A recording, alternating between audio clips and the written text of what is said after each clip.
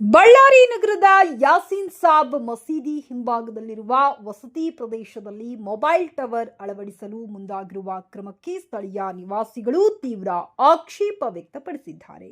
ಈ ಸಂಬಂಧ ಸ್ಥಳೀಯರು ಸಂಯುಕ್ತವಾಗಿ ಅಧಿಕಾರಿಗಳಿಗೆ ಮನವಿ ಸಲ್ಲಿಸಿದ್ದು, ಜನನಿಬಿಡ ವಸತಿ ಪ್ರದೇಶದ ಮಧ್ಯೆ ಮೊಬೈಲ್ ಟವರ್ ನಿರ್ಮಾಣ ಮಾಡುವುದು ಸಾರ್ವಜನಿಕ ಆರೋಗ್ಯ ಹಾಗೂ ಸುರಕ್ಷತೆಗೆ ಹಾನಿಕಾರಕವಾಗಬಹುದು ಎಂದು ಆತಂಕ ವ್ಯಕ್ತಪಡಿಸಿದ್ದಾರೆ.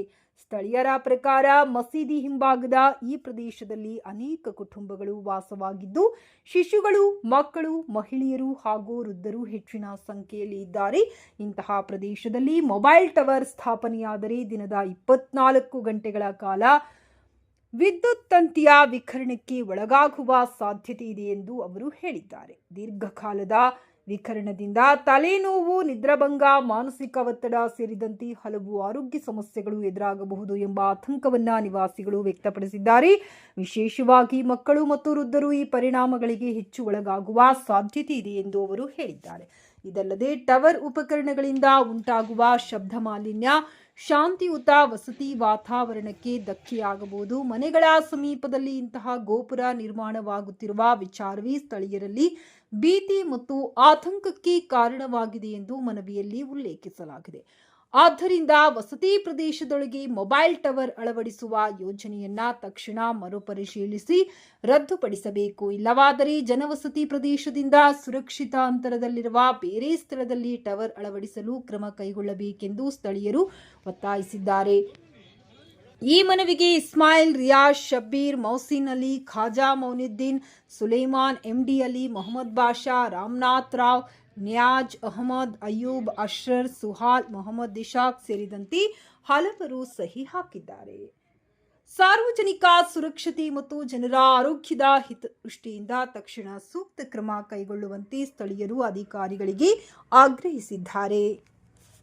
ಸರ್ ನಮಸ್ತೆ ಸರ್, ನನ್ನ ಹೆಸರು ರಿಯಾಜ್ ಅಂತೇಳಿ. ನಾನು ಒಂದು ಶಿಕ್ಷಕ ಇಲ್ಲಿ ಸರ್. ನಮಗೆ ಈ ಟವರ್ ಹಾಕೋದ್ರಿಂದ ಏನಾಗುತ್ತೆ, ಈ ಟವರ್ ಬಂದುಬಿಟ್ಟು 200ರಿಂದ 300 ಮೀಟರ್ ದೂರವಾಗಿರಬೇಕಂತೇಳಿ ನಿಯಮವಾಗಿದೆ. ಆದರೆ ಇಲ್ಲೇನಾಗ್ತಾ ಇದೆ, ಈ ಟವರು ಇಲ್ಲಿ ಹತ್ತಿರ ಹಾಕೋದ್ರಿಂದ ಚಿಕ್ಕ ಮಕ್ಕಳಿದ್ದಾರೆ. ಆ ಚಿಕ್ಕ ಮಕ್ಕಳಿಗೆ ಏನಾಗುತ್ತೆ, ಬರುವಂತಹ ಸಮಯದಲ್ಲಿ ಅನಾರೋಗ್ಯಗಳು ಬರ್ತವೆ. ಇನ್ನೊಂದು ಬಂದುಬಿಟ್ಟು ವೃದ್ಧರಿದ್ದಾರೆ, ದೊಡ್ಡವರು ಇರ್ತಾರೆ, ಮುದುಕರಿದ್ದಾರೆ, ಅವರಿಗೆ ಬಹಳಷ್ಟು ಅನಾರೋಗ್ಯ ಸಮಸ್ಯೆಗಳು. ಯೂಟ್ಯೂಬಲ್ಲಿ ಚೆಕ್ ಮಾಡಿದಪ್ಪ ಅಂತ ಹೇಳಿದ್ರೆ ಅದರಿಂದ ಏನಾಗುತ್ತೆ, ರಾತ್ರಿಯಲ್ಲಿ ನಿದ್ದೆಗಳು ಬರ್ತಾ ಇಲ್ಲ. ಇವಾಗ ನೀವು ಟವರ್ ಹಾಕ್ತೀರಾ, ಅದಕ್ಕೆ ಆದಂತಹ ಜನರೇಟರನ್ನು ಇಡ್ತಾರೆ. ಆ ಜನರೇಟರ್ ಕರೆಂಟ್ ಹೋದಾಗ ಏನಾಗುತ್ತಪ್ಪ ಅಂತ ಹೇಳಿದ್ರೆ ಅದರಿಂದ ಏನಾಗುತ್ತೆ, ವೈಬ್ರೇಷನ್ ಸ್ಟಾರ್ಟ್ ಆಗುತ್ತೆ, ರಾತ್ರಿ ನಿದ್ರೆ ಇರಲ್ಲ. ಅದರಿಂದ ಬಹಳಷ್ಟು ಚರ್ಮ ರೋಗಗಳು ಕೂಡ ಬರ್ತಾ ಇದ್ದಾವೆ. ನಾವು ನೋಡಬೇಕಾಗಿದ್ದಪ್ಪ ಅಂದರೆ ಇದರಿಂದ ನಾವು ಮನುಷ್ಯರಿಗೆ ಒಂದೇ ಅಲ್ಲ, ಪರಿಸರಕ್ಕೂ ಬಹಳಷ್ಟು ಹಾನಿ ಆಗ್ತಾ ಇದೆ. ಇದರಿಂದ ನನಗೆ ವಿಶೇಷವಾಗಿ ಪಕ್ಷಿಗಳು, ಎಷ್ಟು ಪಕ್ಷಿಗಳು ಸಾಯ್ತಾ ಇದ್ದಾವೆ. ಇವತ್ತು ನಮಗೆ ಕಾಣಲಾರದಂಥ ಪಕ್ಷಿಗಳು ಹೋಗಿದ್ದಾವೆ. ನಾಳೆ ಬರುವಂಥ ಸಮಯದಲ್ಲಿ ಇದೇ ಸ್ಥಿತಿ ಮುಂದುವರೆದ್ರೆ ನಾಳೆ ಮನುಷ್ಯರು ಕೂಡ ಕಷ್ಟ ಆಗುತ್ತೆ. ಇದಕ್ಕೋಸ್ಕರ ನಾವೇನು ಮಾಡಿದ್ದೀವಿ, ಈ ನಮ್ಮ ಏರಿಯಾದಿಂದ ಬಹಳಷ್ಟು ಲೆಟರ್ಸನ್ನು ಕೂಡ ನಾವು ಸಬ್ಮಿಟ್ ಮಾಡಿದ್ದೀವಿ. ಒಂದು ನೀವು ನೋಡ್ಬೋದು, ಇನ್ನೊಂದು ಬಂದುಬಿಟ್ಟು ಡಿಸ್ಟ್ರಿಕ್ಟ್ ಕಮಿಷನರ್ ಸಾಹೇಬ್ರಿಗೂ ನಾವೊಂದು ಪತ್ರವನ್ನು ಕೊಟ್ಟಿದ್ದೀವಿ. ಎರಡನೇದು ಬಂದುಬಿಟ್ಟು ನಾವು ಸಿಟಿ ಕಾರ್ಪೊರೇಷನ್ ಅವರಿಗೂ ಒಂದು ಪತ್ರವನ್ನು ಸಲ್ಲಿಸಿದ್ದೀವಿ. ಮೂರನೇದು ಬಂದುಬಿಟ್ಟು ತುಕಾರಾಮ್ ಸಾಹೇಬ್ರಿಗೂ ನಾವೊಂದು ಪತ್ರವನ್ನು ಕೊಟ್ಟಿದ್ದೀವಿ. ನಾಲ್ಕನೇದು ಬಂದುಬಿಟ್ಟು ತಹಸೀಲ್ದಾರ್ ಸಾಹೇಬ್ರಿಗೂ ಪತ್ರ ಸಲ್ಲಿಸಿದ್ದೀವಿ. ಇದೇ ಪ್ರಕಾರ 5ನೇ ಪತ್ರ ಬಂದುಬಿಟ್ಟು SP ಸಾಹೇಬ್ರಿಗೂ ಪತ್ರ ಸಲ್ಲಿಸಿದ್ದೀವಿ. ಇಷ್ಟು ಪತ್ರಗಳು ಸಲ್ಲಿಸಿದ್ರ ಕಾರಣಕ್ಕೆ ಆದರೆ ಕೂಡ ನಾವು ಟವರನ್ನು ಇಲ್ಲೇ ಹಾಕ್ತಾರೆ ಅಂತ ಹೇಳ್ತಿದ್ದಾರೆ ಸರ್. ನಮ್ಮ ಮನವಿ ಏನಪ್ಪ ಅಂದರೆ, ಇಲ್ಲಿ ಹಾಕಲಾರ್ದಂಗೆ ಬೇರೆ ಕಡೆ ಊರಿನ ಹೊರಗೆ ಹಾಕಿದರೆ ಯಾರಿಗೂ ಸಮಸ್ಯೆ ಆಗಲ್ಲ, ಯಾರಿಗೂ ತೊಂದರೆ ಆಗಲ್ಲ. ನಮ್ಮ ವಿನಂತಿ ಇಷ್ಟೇ, ಇಲ್ಲಿ ಬಿಟ್ಟು ಬೇರೆ ಎಲ್ಲನ ನೀವು ಹಾಕ್ಕೊಡ್ರಿ, ಎಲ್ಲಿ ಪ್ರಜೆಗಳು ಇರೋದಿಲ್ಲ. ಒಳ್ಳೇದಾಗಲಿ, ಎಲ್ಲರಿಗೂ ಒಳ್ಳೇದಾಗಲಿ ಅಂತೇಳಿ ಕೇಳ್ಕೊಂತೀವಿ ಸರ್. ಧನ್ಯವಾದ. ಪ್ರಾಪರ್ಟಿ ಜಗ್ಗಿ. ನಮಸ್ಕಾರ ಮಾಧ್ಯಮ ಮಿತ್ರಮರಿಗೆ, ನಾನು ಮೊಹಮ್ಮದ್ ಇಸ್ಮಾಯಿಲ್ ಮಂಡರು. ಬಳ್ಳಾರಿ ನಗರದ ಮಹಾನಗರ ಪಾಲಿಕೆ ಬರುವ ವ್ಯಾಪ್ತಿಯಲ್ಲಿರುವ 28ನೇ ವಾರ್ಡಿನಲ್ಲಿ ಯಾಸೀನ್ ಸಾಬ್ ಮಸೀದ್ ಬೀದಿ ನಲ್ಲಿ ಸುಮಾರು 1989 ಇಂದ ಒಂದು ಟವರ್ ಇದೆ. ಆ ಟವರ್ ಇಂದ ಬಹಳಷ್ಟು ಜನರಿಗೆ ತೊಂದರೆ ಆಗಿದೆ, ಬಹಳಷ್ಟು ಮಂದಿ ಅನಾರೋಗ್ಯದಿಂದ ಸತ್ತಿದಾರ. ಮೊನ್ನೆ ಒಂದು ಸಾವು ಆಗಿದೆ. ಅದರಿಂದ ಈಗ ಏರ್ಟೆಲ್ ಮ್ಯಾನೇಜರ್ ಖಲೀಲ್ ಅಹಮದ್ನವರಿಗೆ ನಾನು ದೂರವಾಣಿ ಮುಖಾಂತರ ಮಾತಾಡಿದ್ದೆ. ಏನ್ ಸಮಸ್ಯೆ ಇದೆ ಅದ್ರಿ ಸ್ವಲ್ಪ ಬಂದು ಚರ್ಚೆ ಮಾಡಿ ಅಂತ ಹೇಳಿದ್ರೆ ಅವರು ಬರಕ್ ಆಗಿಲ್ಲ. ಫೋನ್ ಮಾಡಿದ್ರೆ ಫೋನ್ ಎತ್ತಾ ಇಲ್ಲ.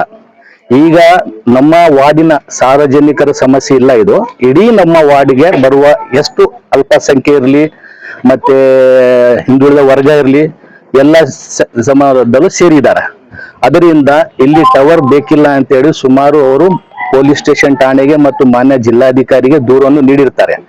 ಆದ್ದರಿಂದ ಇದರ ಹಿಂದೆಗಡೆ ಏನು ಪಾತ್ರ ಇದೆ ಅಥವಾ ಏನಿದೆ ಅದು ಸತ್ಯಾಂಶ ಹೊರಗೆ ಬರ್ತಾ ಇಲ್ಲ. ತಮ್ಮ ಮಾಧ್ಯಮ ಮಿತ್ರರಿಂದ ನಾವು ಇದು ದೂರು ಕೊಡೋದೇನಂದ್ರೆ ಎಷ್ಟು ಬೇಗ ಆದ್ರೂ ಇದನ್ನು ರದ್ದು ಮಾಡಬೇಕೆಂದು ನಾನು ಮನವಿ. ಟವರ್ ಈಗ ಮಸೀದಿಗೆ ಅನುದಾನ ಬರುತ್ತೆ ಅಂತ ಹೇಳಿ ಹಾಕಿದಾರ ಅದು. ಸೊ ಮಸೀದಿಗೆ ಅನುದಾನ ಅದು ಬಿಟ್ಟು ಬೇರೆ ಬೇಕಾದಷ್ಟು ಇದೆ. ಸರ್ಕಾರ ಅನುದಾನ ಕೊಟ್ಟಿರೋದು ಹಣ ಇದೆ, ಮತ್ತೆ ಜನರು ಒಂದು ಮನೆಗಳು ಕೊಟ್ಟಿದಾರ ಮಸೀದ್ಕೋಸ್ಕರ. ಸುಮಾರು ಕಾಂಪ್ಲೆಕ್ಸ್ ಇದೆ, ಬಾಡಿಗೆ ಇದೆ, ಅದು ಅನುದಾನ ಬರುತ್ತೆ ಅಂತ ಹೇಳಿ ಅವ್ರು ಹಾಕೊಂಡಿದಾರ. ಆ ಟೈಮ್ನಲ್ಲಿ ಮ್ಯಾನಲ್ ಇತ್ತು, ಏನು ನಡೆದಿದೆ ಅವಾಗ. ಈಗಿನ ಸಮಸ್ಯೆಗಳು ಸರಿಗಿಲ್ಲ. ಬೇಕಾದಷ್ಟು ಯಾಸಿನ್ ಸಾಬ್ ಮಸೀದ್ಗೆ ಬರುವ ಪ್ರಾಪರ್ಟಿಯನ್ನು ಬಹಳಷ್ಟು ಇದೆ. ಸಮಸ್ಯೆ ಆಗಿದೆ, ಅನಾಹುತ ಆಗಿದೆ, ಸಮಸ್ಯೆ ಆಗಿದೆ. ಅನಾರೋಗ್ಯ ಈಗ ಹಾರ್ಟ್ ಪೇಷಂಟ್ ವೈಬ್ರೇಷನ್ ಆಗೋದು, ಗರ್ ರಾತ್ರಿ 12 ಗಂಟೆ 1 ಗಂಟೆಗೆ ವೆಂಟಿಲೇಟೆಡ್ ಆಗೋದು, ವೈಬ್ರೇಷನ್ ಆಗಿರೋದ್ರಿಂದ ಅಕ್ಕಪಕ್ಕಕ್ಕೆ ತೊಂದರೆ ಆಗಿದೆ. ಆ ಟವರ್ ಪಕ್ಕದಲ್ಲಿ ಇರುವ ನಿಜಾಮಿ ಶಬೀರ್ ಬೈ ಅವ್ರದ್ದು ಮನೆನೂ ಇದೆ. ಆ ಸಮಸ್ಯೆಯಿಂದ ತವ್ರ ಮನೆಗಳ ಬಿಟ್ಟು ಬೇರೆಯವ್ರಿಗೆ ಬಾಡಿಗೆ ಕೊಟ್ಟಿದ್ದಾರೆ. ಸೊ ಬಹಳಷ್ಟು ತೊಂದರೆ ಆಗ್ತಿದೆ. ಬಟ್ ಅವ್ರು ಯಾವ್ದು ಕ್ರಮ ತಗೊಂಡಿಲ್ಲ. ಈಗ ಮೊನ್ನೆ ಅವ್ರು ಖಲೀಲ್ ಸಾಬ್ ಅವ್ರಿಗೆ ಮಾತಾಡ್ದೆ, ಅವ್ರೇನಂದಾರ, ನೀವು ಯಾರು ಸರ್ ಅಂದ್ರೆ ನಾನಂತ ಡೆಸಿಗ್ನೇಷನ್ ಹೇಳಿದ್ಮೇಲೆ ಇಲ್ಲ ಸರ್ ಬಂದ್ ಮಾತಾಡ್ತೀನಿ, ಸದ್ಯಾಗ ನಾನು ಸಿಂಧೂನೂರು ಸೈಚೂರಾಗಿ ವಿಸಿಟ್ ಆಗಿದ್ದೀನಿ, ನಾನು ಬಂದ್ ಮಾತಾಡ್ತೀನಿ, ನಂಗೆ ಕೊಟ್ಟಿರೋದು ಇನ್ಚಾರು. ತಾವು ಸೋನ್ ಪರ್ಸನ್ ಹೆಸರು ಹೇಳಿದ್ರು, ನಾನು ಅವ್ರ ಹೆಸರು ಬಾಯಕ್ ತಗೊಂಡಾಗ ನಂಗೆ ಅಸಹಾಯ ಆಗುತ್ತೆ. बच्चों के फ्यूचर है अभी आगे, हमारे छोटे छोटे कमाया हम लोग नको बट हमें कहूँ कि ऐसा है तो टवर नको दाम पता। हमारे बच्चे छोटे छोटे बल्ला के हैं, अब हमारे छोटे कमाया को आगे कैसे देखना, कौन भी नहीं आते तुम्हें सुबह अब तब वो सब बोल को कर ले जाते टवर डालते, आगे कौन आते, हमारे बच्चे के फ्यूचर में कौन तो आते, तुम्हें कौन भी नहीं आते, दो बात करते चल जाते। टवर डाली क्या करते तुम्हें? टवर डाले तो आगे हमें क्या करने का करते हमें। हाँ हमारे बच्चे छोटे छोटे हैं, सो तुम्हें कौन तो जवाबदारी लेते सब जने। टवर डाले तो कौन तो लेते जवाबदारी, तुम्हें लेने के तो बोलो। हम ना टवर नको, हमें क्या वास्ते, हमारे बच्चों के वास्ते, हमारे आगे छोटे छोटे कमाया का वास्ते, नहीं तो तुम्हें कौन तो आगे लेते तो बोलो, हम देख लेंगे। हमें नहीं